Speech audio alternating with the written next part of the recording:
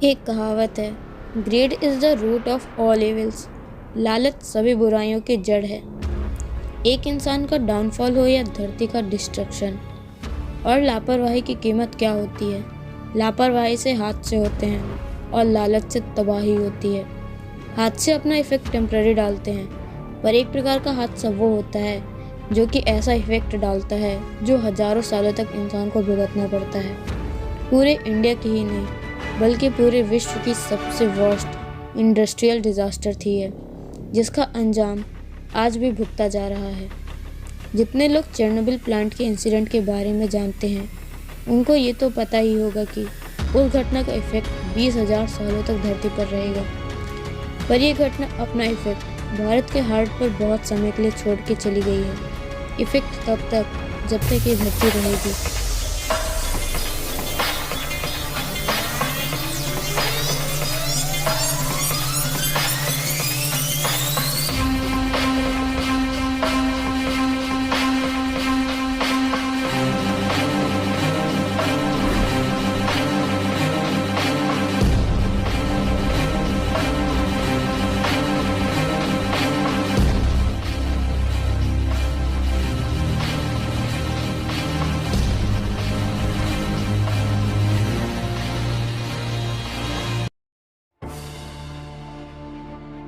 इस रात के बाद भोपाल में अगले दिन ऑफकोर्स सनराइज तो हुआ, बट उस सन में कोई चमक नहीं थी और वो चमक आज तक नहीं लौटी। चमक लोगों के चेहरे की खुशी की, वहाँ के तंदुरुस्त बच्चों की चमक। वो बाद में जाकर इंडिया के वैल्यूबल यूथ बनते, पर वो बन नहीं पाए। भोपाल गैस डिजास्टर ये हिंदुस्तान के हिस्ट्री में एक ऐसा घाव बनकर रह गया है जो कि कभी ठीक नहीं हुआ और ना ही कभी होगा। कई अनटोल्ड बातें हैं जो कि जब दुनिया के सामने आई तब ये हमें बार बार याद दिलाती है कि इंसान ही अपने पैर पर कुल्हाड़ी मारता है। 2 दिसंबर 1984 की रात भोपाल के लोग ठंड की उस रात को अपना दिन नॉर्मली बिताकर सो रहे थे। वो रात बाकी रातों की तरह ही नॉर्मल दिख रहा था, बट उनको क्या पता था कि थोड़ी देर में उनकी ज़िंदगी बदलने वाली है।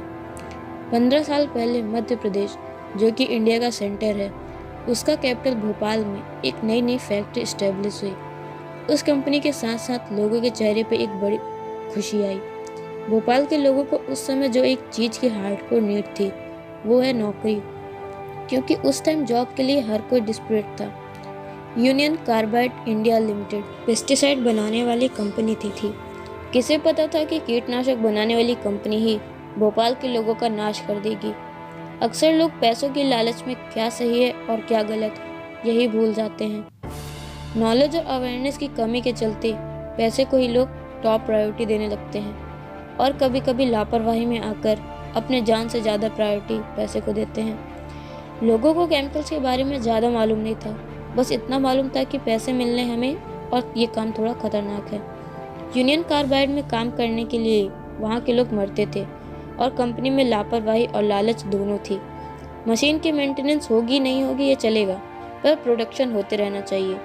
वर्कर्स की सेफ्टी हो ना हो, पर प्रॉफिट बढ़ते रहना चाहिए। कई सेफ्टी इक्विपमेंट को तो कभी इंस्टॉल ही नहीं किया गया। प्रॉफिट अक्सर कंपनी के ओनर्स को अंधा कर देती है। कंपनी में टॉप लेवल पर बैठे इंडियन अधिकारी अपने दूसरे इंडियन वर्कर्स की ही वेलफेयर छोड़कर कितना प्रोडक्शन हो रहा है, कितने पैसे बन रहे हैं, उस पर ध्यान देते थे।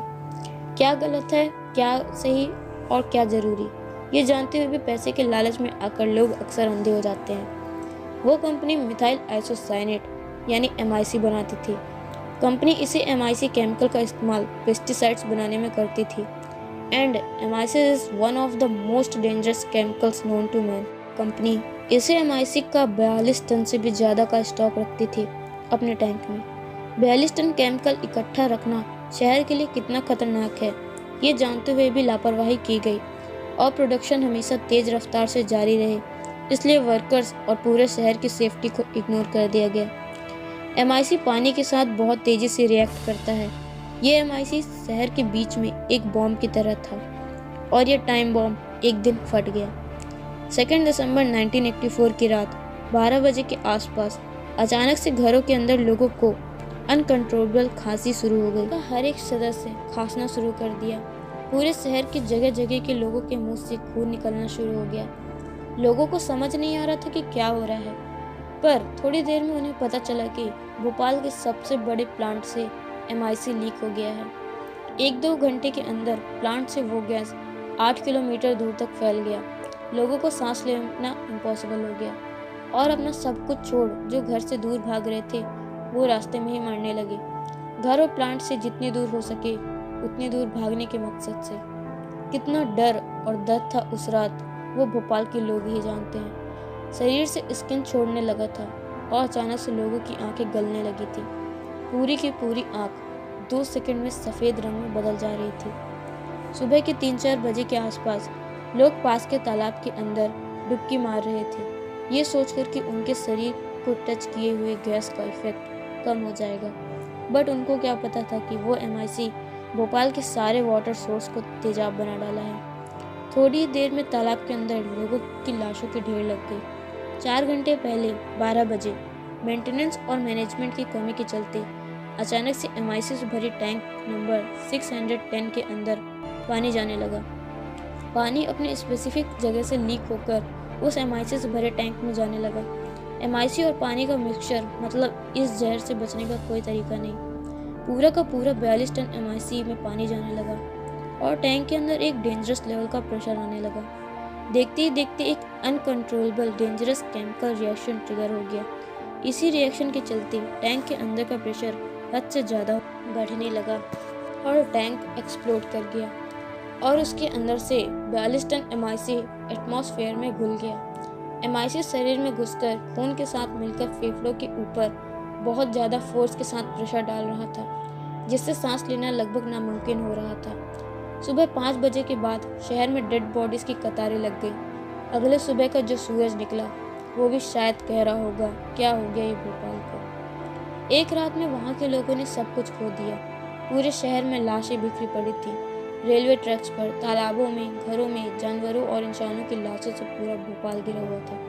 भोपाल के लोगों ने एक रात में अपना घर खो दिया, अपने बच्चों को खो दिया, अपने ज़िंदगी को खो दिया।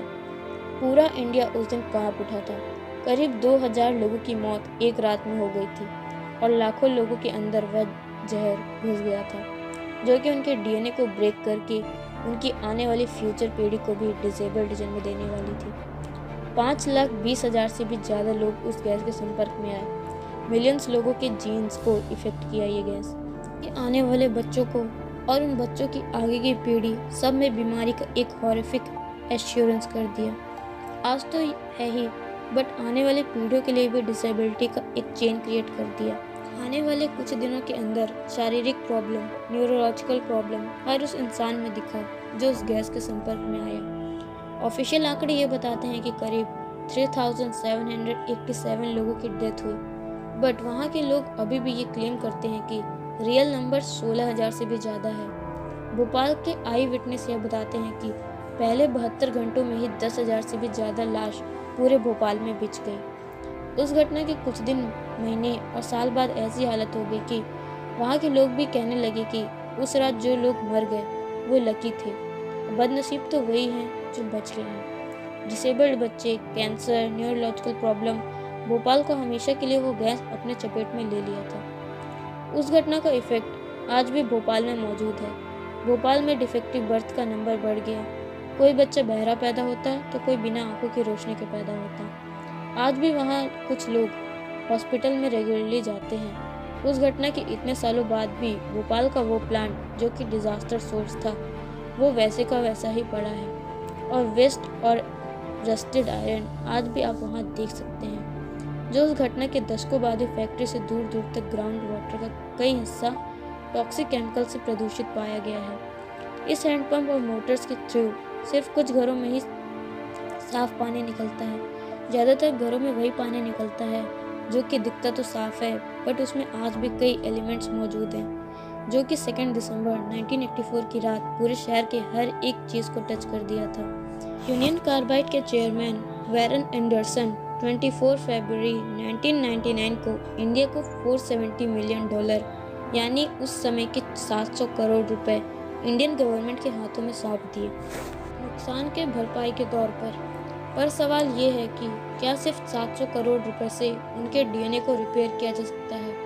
अगले न जाने कितने पीढ़ियों के बच्चों के अंदर कैंसर जैसी चीजें हैं, उनको ठीक किया जा सकता है? नहीं हो सकता, ये इम्पॉसिबल है। लालच दुनिया को खत्म करते आया है, कर रहा है और खत्म करता रहेगा। लालच से जन्मी इच्छाएं समुद्र के पानी की तरह होती हैं, कितना भी पी लो प्यास नहीं बुझने वाली।